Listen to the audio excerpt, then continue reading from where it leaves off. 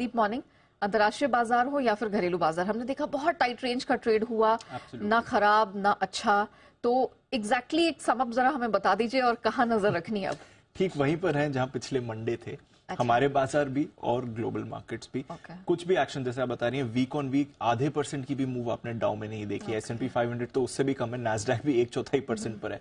तो बहुत ही सुस्त कंसोलिडेशन वाला पिछला हफ्ता रहा है और पिछले 2-3 दिनों में भी कोई भी ऐसा संकेत नहीं आया है जो फिलहाल उस मूड माहौल को बदल सके। आज सुबह भी अगर आप ग्लोबल मार्केट्स में देखेंगे तो बहुत ही सुस्त चाल चल रही है, थोड़े मिले जुले संकेत आ रहे हैं। अभी भी एक रेंज में ही आपको कारोबार होते हुए दिख रहा है।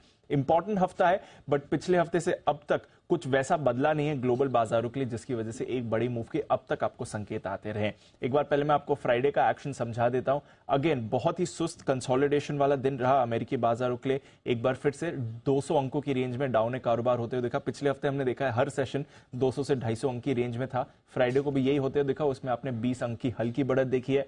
नैस्डैक पर भी आपने मामूली बढ़त होते हुए देखी थी। बट हाँ, स्टॉक स्पेसिफिक एक्शन भरपूर हो रहा है हमारे बाजारों में भी, ग्लोबल बाजारों में भी, और ऐसा ही एक्शन आपने फ्राइडे को भी होते हुए देखा है। तो स्टॉक स्पेसिफिक एक्शन स्पेशली नतीजों के दम पर कुछ शेयर्स थे जो मूवमेंट दिखा रहे थे। Specially PNG, Procter and Gamble, यहां पर 3.5% शेयर उछला है क्योंकि इनके नतीजे अच्छे आते हुए दिखे थे। थोड़ा अमेजॉन में भी अच्छे एक्शन आपने बनते हुए देखा। अनुमान है कि इनके नतीजे अच्छे आएंगे। बॉन्ड डील में आपने हल्की बढ़त देखी है।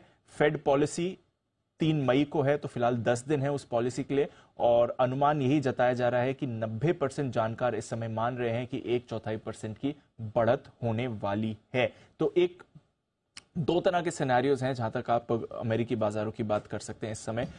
एक तरफ तो हमने देखा है कि डेटा का स्लो डाउन तो दिख ही रहा है, डेटा से स्लो डाउन के इंडिकेशंस तो आ ही रहे हैं। तो बाजार एक तरफ तो तैयार हो रहा है कि शायद अब रेट्स और बढ़ाने की जरूरत नहीं पड़े, बट दूसरी तरफ जितनी भी कमेंट्री पिछले हफ्ते हमने फेड से आती हुई देखी, उनके सदस्यों से, सब के सब ने कहा है कि रेट्स अभी भी और बढ़ाने की जरूरत है।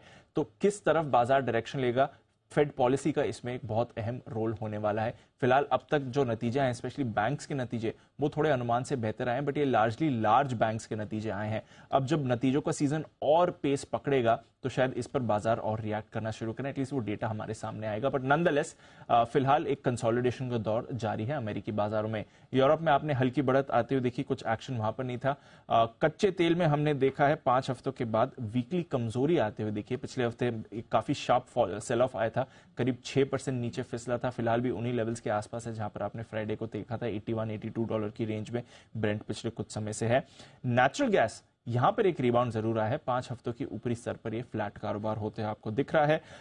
सोने चांदी में लगातार दूसरे हफ्ते आपने कंसोलिडेशन देखी है। $2000 के थोड़ा नीचे आपको सोने के भाव इस समय दिखेंगे। पिछले हफ्ते थोड़ी सी कमजोरी आपने आती हुई देखी थी। बेस मेटल्स, यहां पर भी सुस्ती छाई हुई है, पिछले हफ्ते गिरावट ही आई थी।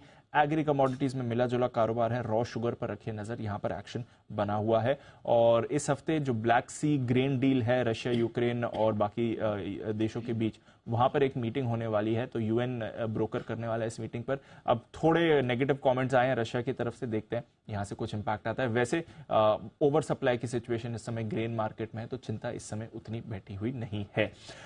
इस हफ्ते की बात करें तो यहां से अब आपको जो कंसोलिडेशन दिख रहा है वो शायद बदलते हुए दिखेगा, क्योंकि लार्ज कैप आईटी के नंबर्स आने वाले हैं।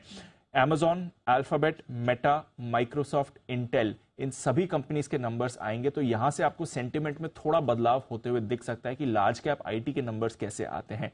फर्स्ट रिपब्लिक बैंक, यहां पर टेक ओवर के बाद पहली बार नंबर्स आने वाले हैं। देखते हैं कि एग्जैक्टली अर्निंग्स पर कितना इंपैक्ट पड़ा है बैंकिंग क्राइसिस का, क्योंकि फर्स्ट रिपब्लिक काफी बुरी तरह हिट हुआ था। इसके अलावा कंजम्पशन स्पेस से कोका कोला के नंबर्स आएंगे, मैकडॉनल्ड्स के नंबर्स आएंगे। लार्ज कैप कंपनीज में जीएम और बोइंग के भी नंबर्स आने वाले हैं। तो नतीजों के लिहाज से अमेरिकी बाजार के लिए एक बहुत ही अहम हफ्ता है। साथ ही इनका Q1 जीडीपी डेटा आने वाला है, तो अगेन फेड पॉलिसी से पहले ये काफी इंपॉर्टेंट डेटा रहेगा दिखाने के लिए कि इकोनॉमी पर कितना असर पड़ा है रिसेंट रेट हाइक्स का। Core personal consumption expenditure data आने वाला है, ये फेड क्लोजली ट्रैक करता है अपनी पॉलिसी के लिए। तो पॉलिसी के लिहाज से भी काफी इंपॉर्टेंट डेटा आने वाला है और नतीजों के लिहाज से भी काफी एक्शन रहने वाला है। तो दोनों के फैक्टर्स काफी इंपॉर्टेंट रहेंगे इस हफ्ते बाजार के लिए। इसके अलावा यूरोप में बैंक्स के नंबर्स आने वाले हैं। क्रेडिट स्विस के साथ मर्जर के बाद पहली बार यूबीएस के नंबर सामने आएंगे। तो उसका आपको एक इंपैक्ट आते हुए दिख सकता है। साथ ही बार्कलेस के नंबर्स आपके सामने आने वाले हैं, डॉइच बैंक के नंबर्स आएंगे। तो यूएस ही नहीं, यूरोप से भी इंपॉर्टेंट डेटा क्यूज आने वाले हैं। साथ ही इनका Q1 जीडीपी डेटा आएगा और बैंक ऑफ जापान की पॉलिसी भी रहेगी। नए गवर्नर साहब युएडा साहब जिन्होंने पदभार संभाल दिया है, उनके अंडर पहली पॉलिसी होने वाली है। जो बॉन्ड यील्ड फ्लेक्सिंग पर पहले कमेंट्स आए थे, उस पर इनका क्या कहना है, आगे के आउटलुक पर क्या कहना है, ये भी इंपॉर्टेंट रहेगा। तो ये हफ्ता डेटा के लिहाज से काफी इंपॉर्टेंट है, नतीजों के लिहाज से काफी इंपॉर्टेंट है। शायद इन सभी की वजह से दायरे से बाहर निकले, बट अब तक तो कोई ऐसे संकेत नहीं आए हैं जो दायरे से बाहर निकलने का आपको अनुमान बता रहे हैं। देखते हैं, एक्शन पैक्ट वीक रहना चाहिए हमारे लिए। चलिए, एक्शन पैक्ट वीक रहेगा इंटरनेशनल मार्केट में या अदरवाइज किसी भी इवेंट में कुछ बड़े उलटफेर होते हैं तो हमारा मार्केट भी उस पर रिएक्ट करने से नहीं चुकेगा। शुक्रिया दीपू, पूरी डिटेल दर्शकों के सामने रखने के लिए।